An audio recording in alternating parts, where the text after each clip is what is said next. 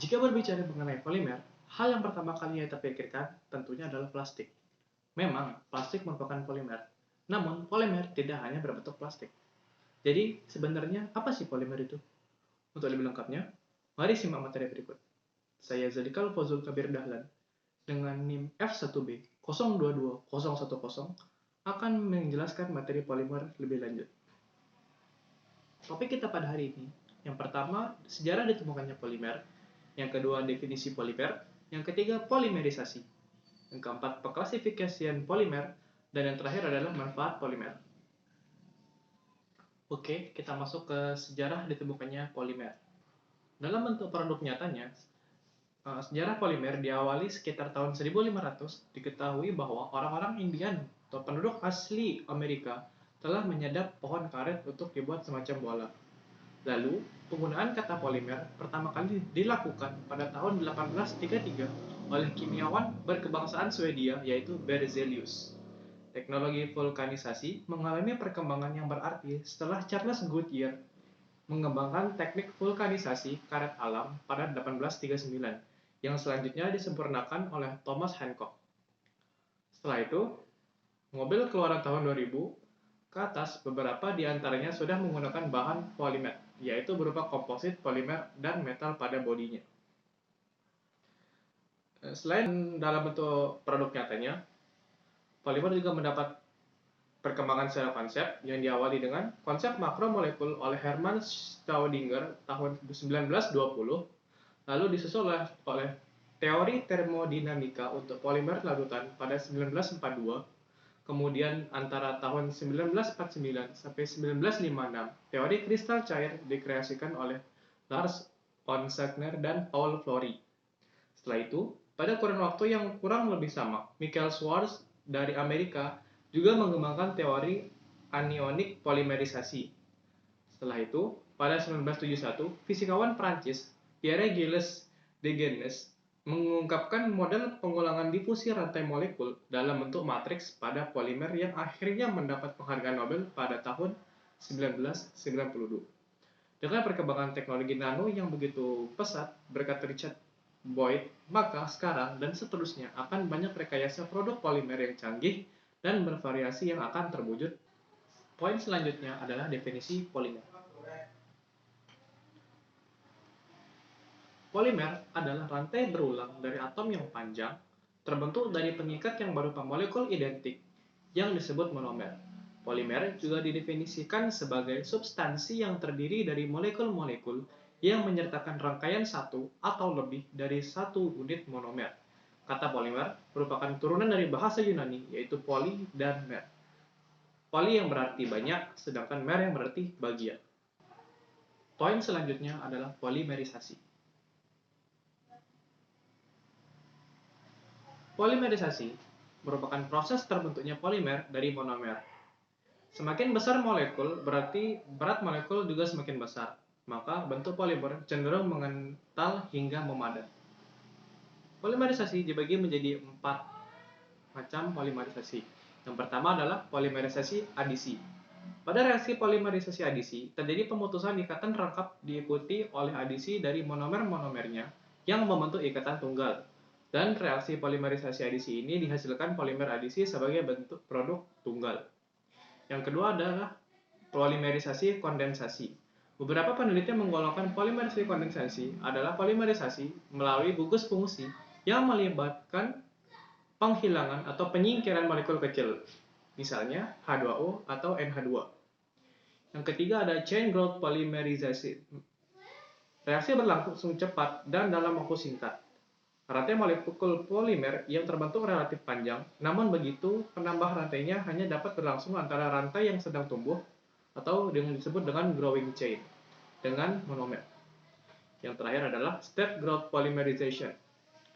Pada polimerisasi step growth, pertumbuhan rantai berlangsung lebih variatif, di mana penambahan rantai dapat berlangsung tidak hanya antara rantai yang sedang tumbuh dengan monomer, namun dapat juga antara growing chain satu dengan lainnya.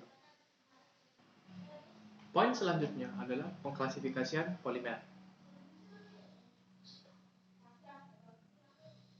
Berdasarkan sumbernya, polimer dibagi menjadi tiga, yaitu polimer alam.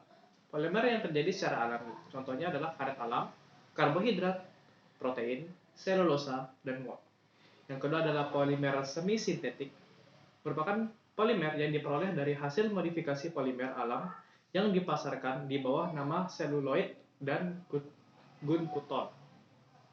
Yang ketiga adalah polimer sintesis. Polimer yang dibuat melalui polimerisasi dari monomer-monomer polimer. Polimer sintesis pertama kali digunakan dalam skala komersial adalah damar fenol formaldehida. Selanjutnya, merupakan klasifikasi polimer berdasarkan susunan rantainya. Yang pertama adalah polimer linier. Polimer yang tersusun dengan unit ulang berikatan satu sama lain membentuk rantai polimer yang panjang. Yang kedua ada polimer bercabang atau polimer yang terbentuk jika beberapa unit ulang membentuk cabang pada rantai utama. Yang ketiga ada polimer berikatan silang. Polimer yang terbentuk karena beberapa rantai polimer saling berikatan satu sama lain pada rantai utamanya. Selanjutnya merupakan klasifikasi polimer berdasarkan jenis monomernya.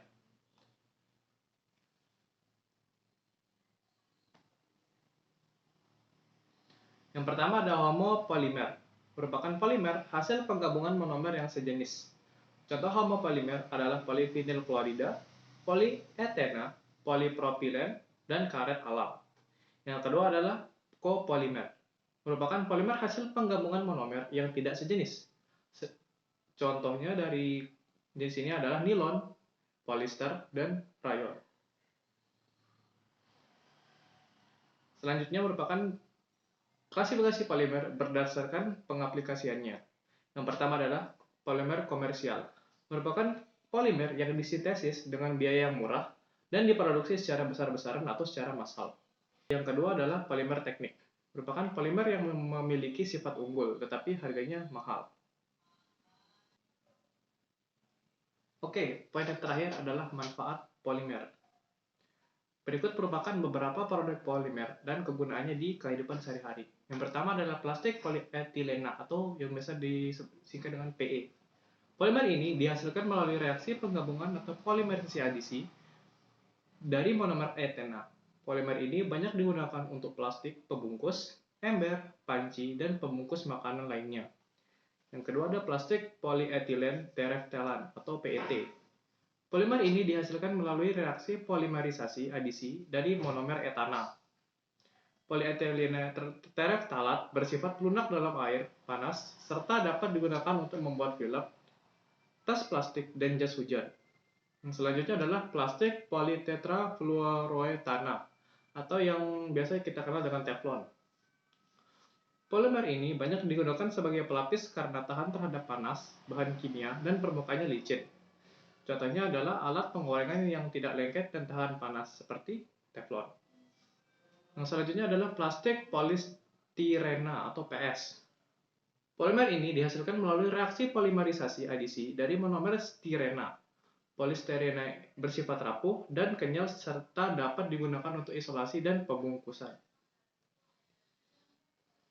Selanjutnya adalah plastik polipropilena atau polipropena. Polimer ini dihasilkan melalui reaksi penggabungan antara polimerisasi adisi dan monomer propena. Polimer ini banyak digunakan untuk botol plastik, karung plastik, dan tali plastik.